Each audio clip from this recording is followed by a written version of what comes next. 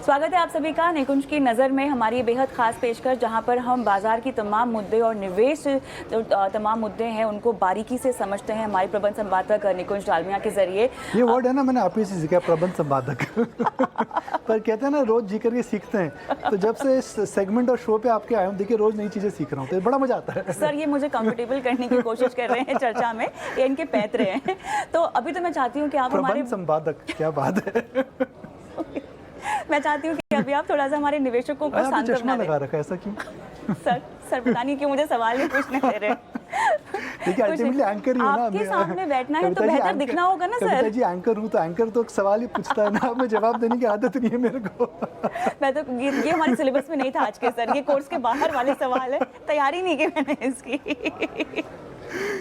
बहरहाल तो चर्चा का मुद्दा बाजार के और तमाम ट्रेडर्स निवेशकों को ये समझाने का है कि कमाई कैसे हो। एक साल में तो हमने देखा नहीं कमाई होते हुए। अब आने वाला ट्रेंड हर कोई यही जानना चाहता है कि अब अगले साल पैसे बनेंगे, क्या अगले महीने पैसे बनेंगे। बाजार का नज़रिया आपका क्या होना चाहिए? अब जो बाजार में डायरेक्ट पैसे लगाते हैं स्टॉक्स के ज़रिए या जो म्यूचुअल फंड के ज़रिए निवेश करते हैं उनके लिए। देखिए कविता जी, अगर हम इकोनॉमी को समझें, पहले हमें इकोनॉमी को समझना पड़ेगा, तभी हम राय बना सकते हैं। कोविड हुआ, कोविड के बाद काफ़ी इंटरेस्ट रेट्स नीचे आए, सेंट्रल बैंकर्स ने ग्लोबली पैसा डाला, जिसकी वजह से हम जिसे कहते हैं कि इन्फ्लेशन बूम आया। हाँ। इन्फ्लेशन बूम आया और उसकी वजह से consumption, demand, stock market, activity, liquidity सब बढ़ गई। हाँ। तो जो 3 साल में होता था वो 1 साल में हो गया। तो उसकी वजह से हमें लगा कि कोविड की वजह से समय बदल गया है। समय नहीं बदलता, आदतें बदलती हैं। हमारी आदतें बदल चुकी थी और हमारा नज़रिया बदला था। तो अगर अब हमें हकीकत में वापस आना पड़ेगा। तो हकीकत ये है कि इक्विटी जो मार्केट है, जब आप 10 साल का डेटा देखें, 15 साल का डेटा देखें, 1 साल का डेटा ना देखें, जो कि लोग कर रहे हैं। हाँ बिल्कुल। 1 साल का डेटा ना देखें और 10 और 15 साल का डेटा आप देखिए। हाँ। तो आपको एक पैटर्न पता लगता है। हाँ।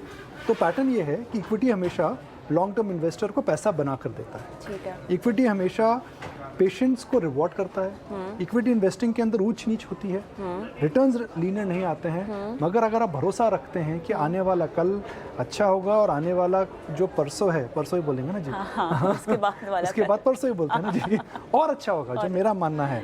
तो इक्विटी के अंदर आपको एक्सपोजर लेना चाहिए। बिल्कुल सही। इस समय इंडिया एक यंग कंट्री है, हमारी डेमोग्राफिक्स हमारे एडवांटेज में है। इंडिया की जो पॉपुलेशन है वो डिजिटल हो रही है, तो प्रोडक्टिविटी गेन हो रही है। तो जब किसी कंट्री का बेस्ट पीरियड आने वाला है तो equity as an asset class हमेशा अच्छा करती है। कई इकोनॉमीज है दुनिया में जहाँ पे अब काफ़ी बुजुर्ग लोग आ चुके हैं, उनकी पॉपुलेशन एजिंग पॉपुलेशन है, तो उनके अंदर प्रोडक्टिविटी गेन नहीं हो रहा है। हिंदुस्तान में यंग पॉपुलेशन है, हमारे डेमोग्राफिक्स हम सब जानते हैं। तो अगर आप देखें तो एक बहुत ही बुनियादी एडवांटेज है आपको। और हम कहते हैं ना कि हम बड़े खुशकिस्मत हैं कि इस समय मैं अपने आप को और आपको यंग ही मानता हूँ भी, कि हम उस कैटेगरी में हैं जाके हमारे साल अगर हम अगले 10, 15, 20 साल की फाइनेंशियल प्लानिंग करें तो हमें एडवांटेज लेना चाहिए। ओके। लेकिन अब देखिए, हम तो वैसे पूरा दिन चैनल बताते रहते हैं कि आपको कहाँ पैसे लगाने चाहिए, कितनी अवधि के लिए आपको लगाना चाहिए, लेकिन आप जब दिग्गजों से मिलते हैं, आपने बीच में बहुत बड़े बड़े इंटरव्यूज़ भी किए हैं बड़े बड़े CEOs के साथ, तो आपको किस तरह की सेंस मिल रही है? क्योंकि समझ में आ गया हमें कि आपको इक्विटी में अगर रहना है तो आप लंबा नज़रिया रखिए, धीरज रखिए, संयम रखिए, रणनीति के तहत आप आगे बढ़िए। लेकिन वो रणनीति निकुंज हम कहाँ बनाए, किन किन पॉकेट्स में बनाए? ऐसा तो नहीं है कि सभी कुछ अच्छा करेगा एक साथ। कुछ पॉकेट्स होंगे जो बहुत अच्छा करेंगे, कुछ अच्छा करेंगे, कुछ बिल्कुल अच्छा नहीं करेंगे। तो वो निर्णय हम कैसे लें, उसे कैसे भांपें या समझें? देखिए मार्केट में आप जो बोल रहे हैं ठीक बोल रहे हैं, साइकिल है। हाँ। और जैसा हम शायद ये बात कर चुके हैं कि उम्र के अलावा एक तरफा कुछ नहीं होता है। हाँ। हर मार्केट में साइकिल आती है। एक समय था जब इंफ्रास्ट्रक्चर स्टॉक्स का बिगुल बज रहा था। हाँ। एक समय आया जिसमें कंजम्पशन स्टॉक्स का बिगुल बज रहा है। हाँ। 1 साल पहले स्टार्टअप कंपनियों की जय जयकार हो रही थी, आज हाहाकार हो रही है। हाँ, तो ये पूरा चक्र आता है। हाँ। मगर इकोनॉमी का क्या रुख लगता है, पहले वो समझते हैं। हमारी हिंदुस्तान की बैलेंस शीट एक्सपैंड हो रही है। Corporate balance sheet, retail balance sheet, सरकार की बैलेंस शीट। इन्फ्लेशन के जो कंसर्न्स हैं, मुझे लग रहा है कि हम हम आखिरी पड़ाव पे हैं जहाँ पे कंसर्न्स अब कम होंगी। पिछला 1 साल जो युद्ध था, इन्फ्लेशन थी, उसको मुझे लगता है एडजस्टमेंट हो चुका है। इंटरेस्ट रेट 25 से 50 बिप्स से ऊपर ज़्यादा नहीं जाएंगी। अच्छा। जो भी आज हमें डेटा देख के समझ में आ रहा है। तीसरा, मुझे लगता है कि यहाँ पे कंजम्पशन बूम आ रहा है, मैन्युफैक्चरिंग सेक्टर को बेनिफिट मिलने वाला है। तो ये सब कुल मिला करके अगर आप देखिए तो हिंदुस्तान की ग्रोथ में फाइनेंशियल सेक्टर का बहुत बड़ा योगदान रह सकता है। बिल्कुल। तो फाइनेंशियल सेक्टर हमेशा इकोनॉमी से ज़्यादा ग्रो करते हैं, क्योंकि वह अगर इकोनॉमी आपकी ग्रो कर रही है नॉमिनल जीडीपी जो कि हम कह रहे हैं 10 से 11% हिंदुस्तान की ग्रो करेगी, बैंक्स आपका 15 से 18% ग्रो करेगा। तो फाइनेंशियल्स में नज़र रखिए। जो हाल ही के जीडीपी आंकड़े आए हैं उससे आप चिंतित नहीं हैं? वो सिक्लिकल हैं, धीमापन ज़रूर आ रहा है, मगर क्या अगले साल बेस इफेक्ट आ जाएगा? ज़रूर आएगा। इस साल जो सबसे बड़ा प्रश्न चिन्ह आ रहा है वह आ रहा है कि मॉनसून क्या होगा। एग्जैक्टली, बिल्कुल। मगर आपको याद है पिछली बार भारत में कम बारिश कब हुई थी? काफ़ी लेट हुई थी। हम भूल जाते हैं। हम भूल जाते तो हैं। आज जो हम चर्चा कर रहे हैं हम भूल चुके हैं। हाँ। लास्ट ईयर हम केवल युद्ध की बात कर रहे थे, हम भूल जाते हैं। उससे एक साल पहले हम केवल कोविड की बातें कर रहे थे। तो मार्केट में क्या होता है जी, जो आज दिखता है बड़ा दिखता है, जो कल हुआ वो हम भूल जाते हैं। बिल्कुल। तो आज जो खराब लग रहा है वह जब हम 3 साल बाद देखेंगे वह हमको अच्छा लगना लगेगा। तो अगर आप एक सिप इन्वेस्टर हैं, आप बस सीधा देखिए, बिल्कुल, मेरी पुराना डेटा देखिए और अब डटे रहिए। लास्ट 1.5 साल में पैसा नहीं बना, मैं मानता हूँ, मगर आप 3 साल का एवरेज निकालेंगे तभी भी आपने एक अच्छा रिटर्न कमाया है। हाँ। तो सिप कैंसिल ना करें, बिल्कुल। सिप को छोटा ना करें और equity as an asset class पे बिलीव करें। मगर जो लोग 1 साल 2 साल 3 साल का नज़रिया रखते हैं, मेरे हिसाब से मैं फिक्स्ड इनकम में लगाना चाहिए पैसा। बिल्कुल। इंटरेस्ट रेट्स अच्छी हैं, ब्याज दर अच्छी हैं। इंटरेस्ट रेट्स अगर नीचे आती हैं आने वाले 12 से 18 महीने में तो आपको फिलिप भी मिलेगा। तो I think it makes sense to park some money in fixed income. Surely एक छोटी सी टिप कि अगर आपकी फिक्स डिपॉजिट्स हैं, 5 साल की फिक्स डिपॉजिट जो आपने 4 साल पहले 3 साल पहले करी थी 4% 5% में, उसको जाके तोड़वा के दोबारा रीफाइनेंस करवाइए। और अगर उसका थोड़ा एलोकेशन आप लगा सकते हैं तो फिक्स इनकम में लगाइए। ये तो ज़रूर करना चाहिए। ओके, तो फिक्स इनकम में भी आपका भरोसा किन पर होगा? मतलब फिक्स डिपॉजिट्स की आप बात कर रहे हैं या डेट में म्यूचुअल फंड्स के जरिए आपके पास बेहतरीन विकल्प हैं, आपके पास फ्लोटर फंड्स हो जाएंगे, टारगेट मैच्योरिटी फंड्स हो गए हैं, अभी तो आपको ग्रीन बॉन्ड्स भी आते हुए दिखाई दे रहे हैं। क्या ये सब जगह पर आपको दिलचस्पी दिखानी चाहिए? प्योर डेट, हाँ, fixed income pure debt I think is a good option right now. Looking at the underlying debt rates are now, भले कॉर्पोरेट डेट की तरफ जाए या फिर आप जीसेक डोमिनेटेड डेट स्कीम कोई ले, तो फिक्स्ड इनकम में इस समय थोड़ा ज़्यादा एक्सपोजर रहना मेरे हिसाब से अच्छा रहेगा। बिकॉज इक्विटी मार्केट में जो वैल्यूएशंस हैं, जो इकोनॉमी का रुख है, ऐसा नहीं है कि अगले 12-15 महीने में आपको बम्पर रिटर्न आने वाला है। हाँ, तो आपके पास एक्सेस कैपिटल है, सिर्फ के अलावा भी सबके पास जो कैपिटल होती है इस समय मेरे हिसाब से फिक्स इनकम में डालनी चाहिए। इक्विटी में एलोकेशन मत बढ़ाइए, कैंसिल भी मत करिए, मगर फिक्स इनकम में एलोकेशन बढ़ाइए। Let me put it this way. हाँ, थोड़े जो निवेशक म्यूचुअल फंड के जरिए निवेश करते हैं, और अक्सर हम ये सारी बातें जब बात करते हैं फंड मैनेजर से तो समझते रहते हैं कि एक वैल्यू स्ट्रैटेजी होती है, ग्रोथ स्ट्रैटेजी होती है। तो फिलहाल जो हम फंड्स को अच्छा करते हुए देख रहे हैं निकुंज, वो किस तरह की स्ट्रैटेजी वाले? क्या वो ग्रोथ स्ट्रैटेजी है जो आजकल चल रही है? अगर है तो क्या है ये? देखिए, पिछले 1 साल में सस्ता सुंदर टिकाऊ का नारा लगा था। हाँ। जो सस्ता था पीएसयू बैंक्स, जो टिकाऊ थे गवर्नमेंट यूटिलिटीज़, और जो सुंदर हैं जो हम कह सकते हैं कि आपके पुराने पीएसयूज हैं। सस्ता सुंदर टिकाऊ की रणनीति चली थी। तो जो वैल्यू थी, वैल्यू मेड अ कमबैक। बिल्कुल। क्या वैल्यू इन्वेस्टिंग हिंदुस्तान में हमेशा काम करेगी? जी नहीं, बिकॉज इंडिया ग्रोथ मार्केट है। हाँ। और जब हम डायनेमिक्स ऑफ पॉपुलेशन की बात कर रहे थे तो मेरा मानना है कि हिंदुस्तान अभी एक मैच्योर्ड इकोनॉमी नहीं है, और मैच्योर्ड इकोनॉमी में आप इन्वेस्ट करते हैं तो आपको वैल्यू ढूंढनी चाहिए। जब आप एक ग्रोइंग इकोनॉमी में इन्वेस्ट करते हैं तो ग्रोथ लेना चाहिए। तो मेरा हमेशा मानना है कि हिंदुस्तान के अंदर ग्रोथ में ही बैठ करें। हाँ। ग्रोथ आपको पीएसयू बैंक्स में भी मिल सकती है। हाँ। मगर आपको ग्रोथ का माइंडसेट रखना चाहिए, बिकॉज हमें ग्रोइंग इकोनॉमी है। जब आप ग्रोइंग इकोनॉमी में तो आपको ग्रोथ बिजनेसेस में डालेंगे तो आपको बेनिफिट ज़्यादा होगा। वैल्यू क्या होता है? 100 रुपये की इंटरेस्टिंग वैल्यू आपने 70 रुपये में ली। हाँ। ग्रोथ क्या होता है? 100 रुपये आज मगर कल 500 रुपये। बिल्कुल। तो रादर देन गोइंग फॉर 100 रुपये का 80 रुपया, आई वुड से, तो let me put it this way, value investing में क्या होता है जी, जब सोना चांदी के भाव में मिलता है हम उसको वैल्यू बोलते हैं। अच्छा। मगर ग्रोथ इन्वेस्टिंग में क्या होता है जी, हम बोलते हैं जो आज जो 100 है कल 1000 हो जाएगा। तो हमको उस चीज़ पे ज़्यादा निवेश करना चाहिए, बिकॉज इंडिया ग्रोथ इकोनॉमी है। सोने से मुझे याद आया, सोने को लेकर आप क्या कहेंगे? यहाँ पर हमने देखा पिछले कुछ महीने अगर हम देखें पिछले साल के, तो कोई खास कहते हैं इसको सेफ एसेट माना जाता है, जो अगेंस्ट इन्फ्लेशन कहा जाता है, लेकिन कोई खास फ़ायदा हमें होता हुआ नहीं दिखाई दिया, जबकि रुपए की इतनी ज़्यादा कमज़ोरी हम देख रहे हैं बढ़ रही है, जो अकेले हमारे लिए चिंता की बात हो सकती है अगर कमज़ोरी लगातार बढ़ती रही तो। क्योंकि आपने फिक्स इनकम का जिक्र किया, आपने कहा कि इक्विटी में अपनी SIP कैंसिल मत कीजिए, बढ़ानी नहीं है तो बढ़ाइए भी मत, लेकिन फिक्स इनकम में पैसे लगाइए। सोने में क्या एलोकेशन बढ़ाना चाहिए? एक इक्विटी डाइवर्सिफाइड पोर्टफोलियो में आपको गोल्ड में हमेशा एक्सपोजर रखना चाहिए, क्योंकि हाँ, आपको बिल्कुल। डाइवर्सिफिकेशन देता है, हाँ। आपको वो इंस्टेंट एडवांटेज देता है कैश का। और सोना अगर आप देखिए, गोल्ड प्राइसेस ने कोई पैराबोलिक मूव नहीं देखा है, हाँ बिल्कुल। ठीक है। तो हर साल सोना मेरे हिसाब से अब धीरे धीरे अब एक मीन रिवर्जन भी कर चुका है।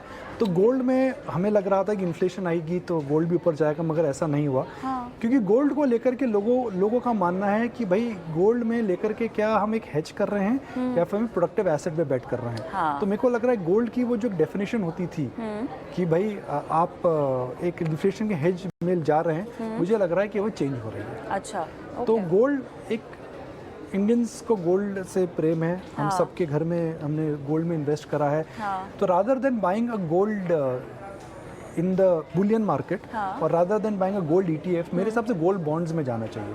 गोल्ड बॉन्ड्स में आपको एक कूपन भी मिलता है बिल्कुल। और आपको अपसाइड भी मिलती है। हाँ। तो मेरे हिसाब से buying into gold bonds is a better idea if you want to diversify. हाँ बिल्कुल। डाइवर्सिफिकेशन में अगर हम बात करें तो एक तरफ हम देख रहे हैं ब्याज दरें बढ़ रही हैं, लेकिन उसके साथ साथ जो लोन की डिमांड है निकुंज, उसमें भी हम इजाफा होता हुआ देख रहे हैं।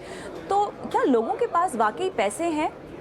इतनी जो लोन डिमांड के आंकड़े हम आते हुए देख रहे हैं, जो बढ़त की तरफ जाते हुए दिखाई दे रहे हैं, क्या ये सस्टेन करेंगे?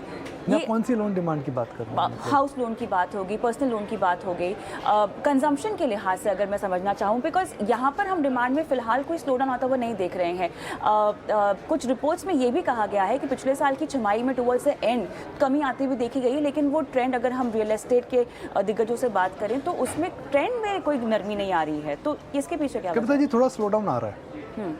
रूरल इंडिया में देखे, टू व्हीलर्स के आंकड़े देखे, लो कॉस्ट हाउसिंग के आंकड़े देखे, HFCs के आंकड़े देखे, तो रूरल स्लो डाउन है।